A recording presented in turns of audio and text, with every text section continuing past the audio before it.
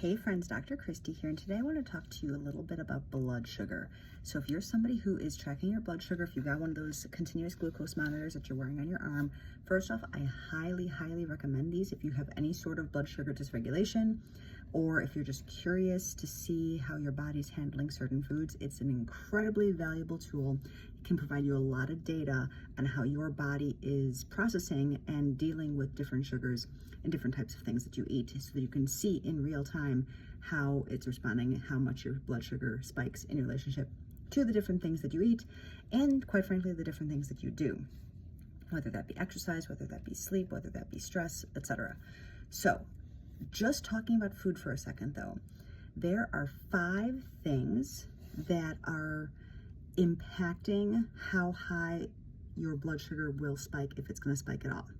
Number 1, of course, the most obvious, is what you're eating. It doesn't take a rocket scientist to figure out that if you're going to eat a bolus of sugar, your sugar is going to spike. Something like white rice, for instance, or a white potato, plain bread with nothing else on it, right? What you're eating is obviously going to impact it, and it's different for everyone. So that's why you're running this experiment for yourself. If you've got one of these things on your arm, you can then determine if this impacts me negatively, or maybe it only impacts my neighbor this way, but not for me. So the what obviously matters. Number 2, however, is the order. So you might have a massive sugar spike if you have a piece of bread by itself.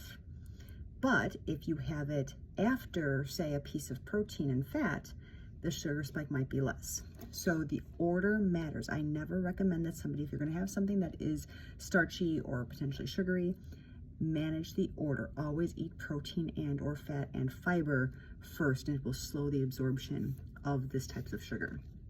Number 3 is the combination. So not just the order, but what you're having it together with matters. Again, same concept: fiber, fat, and protein. These things are all things that will slow it down, but not only the order, but the combination. So certain things might be bad in a certain combination, but in a different combination, they might be okay for you.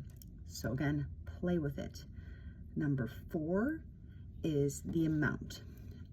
When I ran this experiment on myself, rice, terrible for me. It didn't matter what order I ate it in, did not matter what I combined it with, always spiked my sugar. However, if you manage the amount, and you only say, okay, I'm gonna have maybe this much of rice, and it's not that big of a deal, that you can handle, but as soon as you get to maybe a regular serving size, then it spikes you, that would be not a good idea. So managing the amount can also sometimes positively impact your sugar results.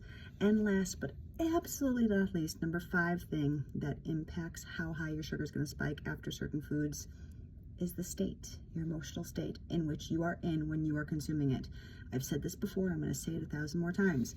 If you're in Paris on vacation and you decide to have a donut, your body guaranteed will deal with that sugar spike differently in Paris, enjoying that donut, looking at the beautiful scenery, being around people that you love, enjoying your life, as opposed to having that donut because you're stressed and angry and upset and rushed for time. You don't have time for a real breakfast.